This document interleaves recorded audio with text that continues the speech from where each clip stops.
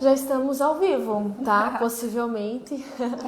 Então, boa tarde, bom dia. Eu estou confundindo hoje os horários, né? Nós começamos agora na parte da manhã, nosso Café com Elétrica, sejam bem-vindos. E hoje a gente trouxe uma conversa presencial com uma parceira nossa aqui do escritório, que é a Carol, engenheira civil. Vou deixar que ela se apresente um pouquinho aí para vocês, para falar dessa questão, né, dos cuidados que a gente precisa ter quando a gente trabalha com reforma, que é uma das especialidades aí da Carol, e conciliando isso, né, tanto a parte civil quanto a parte elétrica, que muitas pessoas às vezes acreditam que eu não preciso fazer uma manutenção, que eu não preciso me atentar a isso se tratando de reformas. Então, Carol, eu queria te agradecer primeiramente, né, por você ter confiado, né, no nosso projeto aqui da Weber, ter entrado com a gente e também por ter disponibilizado seu tempo hoje para essa fala. Vou pedir para você contar para a gente um pouco da sua trajetória, fala da sua formação, das suas experiências profissionais, né, e até com o que você está se especializando e trabalhando hoje. Seja bem-vinda. Obrigada, primeiramente, pelo convite, estou muito feliz de estar aqui. Eu sou a Carol Alves, sou engenheira civil, também sou engenheira de segurança do trabalho. Sou parceira aqui do escritório. Atualmente eu tenho uma empresa focada em reformas, obras de médio e alto padrão. Na minha trajetória eu já trabalhei no setor público, no município e no estado, né? Então nessa área a gente acaba fazendo de tudo, faz projetos, faz complementares, fiscaliza. Mas daí aconteceu que surgiu a oportunidade de empreender e eu estou aqui. Que legal. Numa área que eu gosto bastante e estou bem realizada com isso. Que bom. Eu falo que essa fase de estágio, de empregos antes do empreendedorismo é bem importante também, né? Sim, é bem importante. Para realmente aprender, né? Ter contato. Vai ampliando o nosso conhecimento também, passar por outros profissionais mais experientes, tudo é bagagem, né? É muito bom. O que eu mais ouço, assim, trazendo para a realidade do trabalho da nossa pauta de hoje, é que, primeiro, algumas pessoas têm trauma só de se pensar em construir algo. Ah, é porque obra nunca acaba, é porque mão de obra, né? E reforma. Eu falo assim, gente, é um caos em dobro, mas nem sempre, né? Tendo um especialista, talvez a gente consegue diminuir um pouquinho essa dor de cabeça para o cliente final. Como que foi para você decidir trabalhar com reformas? Foi natural? Você já começou a aparecer alguns projetos, serviços nessa área? Ou não? Foi algo que você foi intencional, assim, de ir se especializando? Então, eu acredito que um pouco veio lá da minha parte no setor público, onde eu trabalhava com reformas de uma universidade. E eu comecei a gostar daquilo, sabe? Eu vi que eu levava até jeito para coisa e foi onde eu me aventurei, né? Numa área que eu estou gostando bastante e tem sido meu principal hoje, né? Legal. E essa questão, assim, quando se trabalha em reformas, então, acho que a gente pode trazer até um direcionamento, primeiro para os clientes, sim, depois para outros profissionais que talvez queiram entrar na área. Sim. Para clientes, assim, perguntas, né?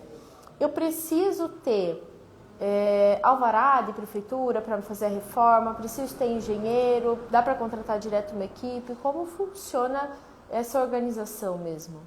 Então, assim, é interessante ter sim o alvará de reforma, ter uma RT também da reforma, um responsável técnico. Hoje muitas pessoas procuram a gente para fazer aquelas reformas de integrar os espaços, então é muito importante que tenha um profissional por trás disso para saber como se precisa de um reforço, analisar a estrutura. Então, assim, precisa sim, é muito importante ter essa equipe por trás disso. E aí, tendo a equipe, o passo a passo seria fazer tipo uma inspeção antes, aí projeto, depois execução. Como funciona essa cronograma? Primeiro, também? uma visita até a obra, né? Então, lá a gente vai ver o que o cliente quer, né? O que ele tem, para daí a gente fazer um projeto de existente e a executar, né? Legal. E daí, a partir disso, a gente consegue fazer um orçamento, consegue prever o tempo para fazer essa obra, consegue prever materiais, né? É claro que na reforma acontecem muitos imprevistos. Porque assim, quando você pega uma obra antiga, geralmente ela não tem projeto. Então você não tem ali complementares, você não sabe onde está passando os canos, como que está a parte elétrica. Então são desafios que acontecem diariamente com reforma. Ela dá essa balançada, assim. Sim, por mais que teve um planejamento, né? Por mais que tenha um planejamento, acontecem ali. imprevistos. Legal. E aí dessa parte do existente para, né, a proposta que o cliente quer, cronograma, acho que isso é bem legal, né? O cronograma ali de tempo realmente para executar. Facilita muito, igual você falou, ter um profissional, porque facilita para orçar com a equipe, né? Então, às vezes tem gesso, pintura, né? Vários profissionais ali envolvidos.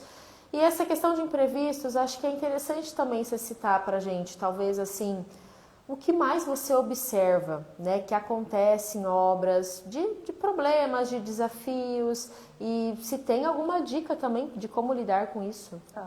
Então, os problemas, né? Os imprevistos acontecem nas reformas, né? Como eu falei, por ser antigas, às vezes a gente tem que dar uma analisada, ver ali como está. E também tem os imprevistos climáticos, né? Também não podem ficar de fora.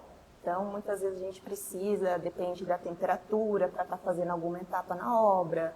Uma concretagem depende de temperatura, uma pintura também depende de temperatura, várias coisas, né? E tendo esse planejamento, ainda assim acontecem imprevistos, né? Mas a gente vai lidando e vai corrigindo no decorrer. Sim, é importante. É um desafio mesmo. Sim, né? São coisas que por mais que você teve a experiência ali, né, acontece, mas é bacana assim trazer esse alerta. Eu digo, já arrastando um pouquinho da linguagem da elétrica, né? Tem um anuário da Abracopel que às vezes a gente acompanha, que traz alguns índices assim de acidentes com elétrica. Todos os anos eles lançam, né? Se não me falha a memória, no ano de 2021 teve um número que me marcou, que eles falaram que assim, mais de 60% dos problemas que acontecem em obra está relacionado à parte elétrica. E a gente fica, nossa, mas será que é tudo isso mesmo, né? Então, assim, é um dado que realmente foi analisado, né, estatísticas ali, e chegou-se a esse número.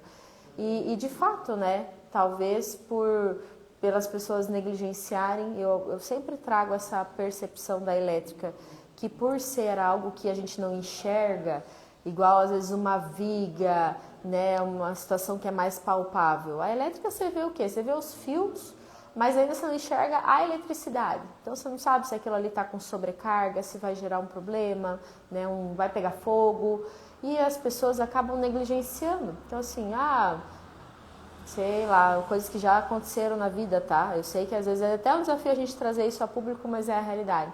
Você pega lá um encarregado de obra e ele fala que faz tudo. Eles falam, meu Deus, ele é encanador, ele é eletricista, ele é o marceneiro, ele é o próprio construtor de tudo. Eu falo, meu Deus, na engenharia a gente já se divide em especialidades, né? Quem dirá numa obra que realmente você tem que fazer aquilo funcionar de forma correta. Então é um desafio também da gente conseguir agregar valor para os clientes, né? Da importância de você ter um especialista de cada área. Eletricista para uma coisa, encanador para outra coisa, né? Então, assim, realmente é bem importante. Se tratando da engenharia em si, nas questões que você atua, você enxerga isso também, da importância de ter profissionais especializados, de repente ter um engenheiro mecânico para um ar-condicionado, arquiteto, né, para a parte de layout, tudo. Sim, é muito importante que cada profissional cumpra ali o seu papel, né? Porque cada um está mais focado naquilo e quanto mais você faz, melhor você fica, né? E na execução também eu percebo isso, que hoje o pessoal mais novo que trabalha com obras, geralmente eles são setorizados mesmo. Pintor é pintor, gesso é gesso, piso é piso. Mas antigamente, uma pessoa pegava uma obra para fazer, ela te falava, eu te entrego com a chave na mão. Né? Então, ele realmente fazia tudo mesmo. Mas hoje eu observo que até na mão de obra mesmo, está tudo se dividindo, está todo mundo setorizando e se especializando em uma parte, sabe? Legal. Aí está funcionando bem dessa forma. Com certeza, né? Isso é bem importante. E agora, como a gente comentou que talvez ia trazer algumas dicas, se você lembrar, tá, Carol, de algo que de repente você estava lá matutando, eu vou falar disso na live da Luana, fica à vontade, tá? Pode interromper e falar que a intenção é justamente levar a informação. Mas como eu venho da área acadêmica, né? Fui professora, tenho a parte das mentorias, então muitos também acabam que não tem um direcionamento assim de, como que eu vou me especializar, o que eu vou fazer? E se alguém de repente tivesse despertar para a parte de reformas, né? O que você poderia trazer de dica, aconselhamento para essa pessoa também? Então, primeiro tem que gostar bastante de obra, né? De execução. Tem que desenvolver uma facilidade ali para lidar com problemas, porque todo dia tem coisas para resolver, né? Todos os dias imprevistos acontecem, é normal. Então, acho que todo mundo que trabalha com reformas e obras passa com isso. A gente tem que saber lidar, tem que ter um psicológico bom também, né? Para poder lidar com essas adversidades, né? Mas, primeiro passo, tem que gostar de reformas, gostar de obras, saber lidar bem com pessoas, que é isso que você vai fazer, sabe? Todos os dias você vai lidar com pessoas e lidar com problemas de obra. O primeiro passo é esse. Isso. E aí, questão de estudo, assim, de normativas, tem alguma dica também? Algo que você viu que, poxa, lá atrás você precisou, né, se aprofundar numa determinada área, assim, de conhecimento? Então, assim, eu vejo que para engenheiro civil em geral, né, uma das normas que a gente usa bastante é a de acessibilidade, né, a 9050, que a gente tem que estar sempre atento a ela, né? As normas de eletricidade também são bem importantes, né, porque muitas vezes você vai fazer uma reforma, você precisa de mais pontos elétricos, né, então tem que estar por dentro dessas normas, tomada alta, tomada baixa, né, voltagem, enfim. E as normas de segurança do trabalho também são muito importantes, né? Quando você trabalha com reforma, eles têm que cuidar do pessoal se está usando máscara, se está usando um capacete, se está usando uma luva, né? A gente também não pode deixar ter problemas com funcionários, né? Tem que ter esse cuidado também. Exato, é bem importante.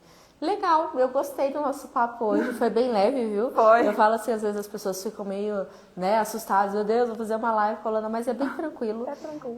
O pessoal que já acompanha sabe que depois vai estar no YouTube, vai para o Spotify também, então dá para ouvir dentro do carro, dá para encaminhar para os clientes, para os amigos, né?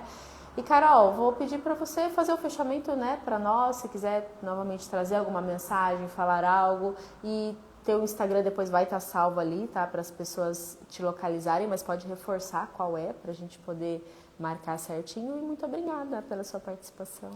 Muito obrigada novamente, fiquei muito feliz com o convite, né? E precisando de reformas, contem comigo. Ótimo. Pitch de venda, gente, viu? Aprenderam isso? Sempre termine com isso aí. Carol, obrigada então, né? Prazer estar sempre aí com a gente. Pessoal, todos que nos acompanharam também, já sigam aí a Carol, a página da Weber também. E esse foi mais um bate-papo do Café com Elétrico, hoje falando um pouquinho de reformas e essas questões todas envolvidas dos desafios também correlacionados à elétrica. Um abraço e até uma próxima. Prontinho! Live feita. Live feita.